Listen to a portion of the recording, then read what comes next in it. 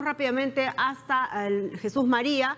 Ángela Janto nos tiene importante información en relación pues a esta situación que a todos nos preocupa, porque lamentablemente esto es un caso que no podemos decir que salta y llama la atención porque se da una vez a las quintas. No, es un hecho bastante recurrente en nuestro país, estos casos de violencia no contra pequeños, contra mujeres, que nos habla mucho sobre la salud mental de nuestro país. ¿Qué es lo que está pasando? Bueno, ahí está Ángela Janto y nos tiene la información. Adelante.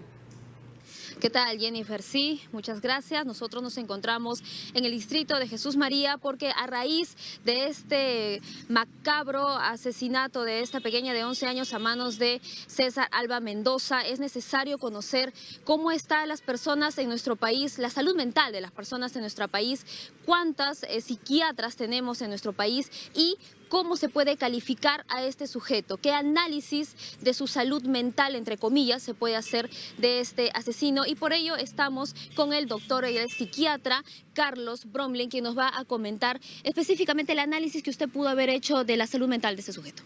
Sí, de lo que hemos podido apreciar, se trataría de un psicópata sexual, una persona que de manera fría y calculadora programa sus actos de abuso y de violación sexual.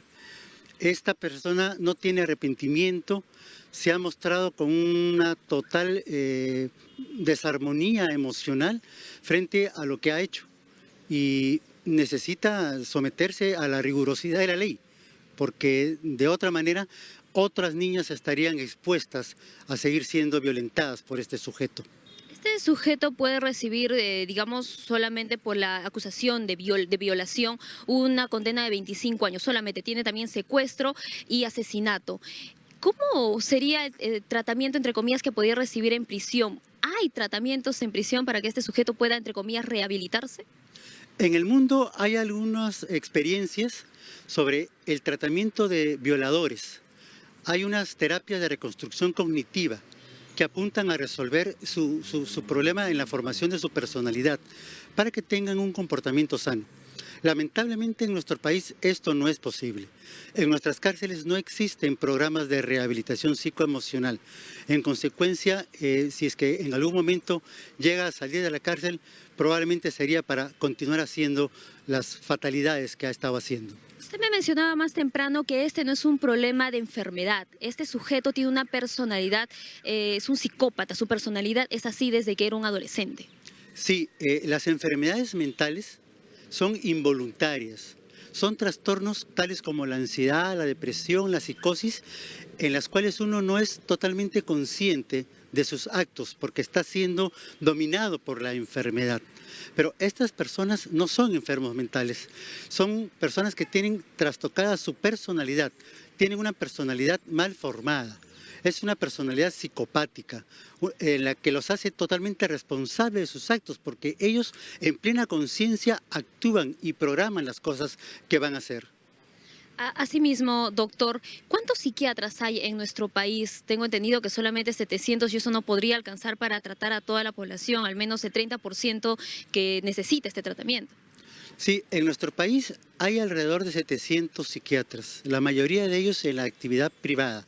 Tenemos una falta de especialistas en este país. Sin embargo, existen esfuerzos importantes que se están realizando para incrementarlos rápidamente.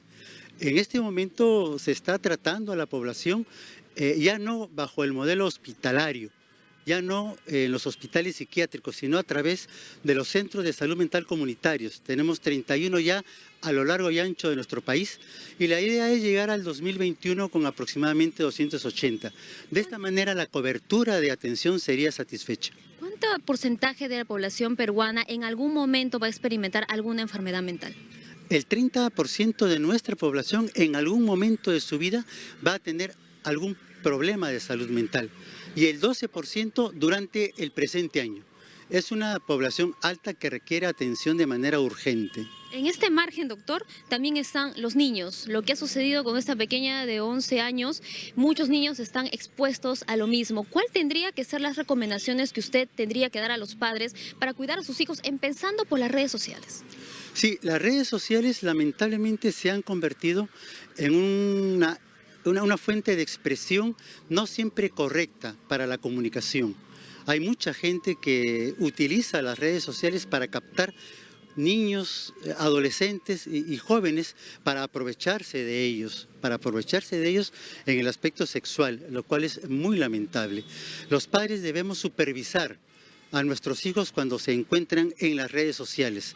Es una obligación, es una responsabilidad de parte nuestra. Se puede decir que los niños podrían, digamos, están en plena adolescencia, enojarse un poco, tener un resquemor de que los padres, pero a pesar de eso hay una responsabilidad de ingresar en el mundo de las redes sociales de sus hijos para tener en cuenta con quiénes se comunican. Efectivamente, es muy importante esto. Por más que se molesten, por más que se fastidien, nuestra obligación es supervisarlos, hacerles entender que es importante que los padres participen activamente en este proceso de inicio de su comunicación a través de las redes sociales.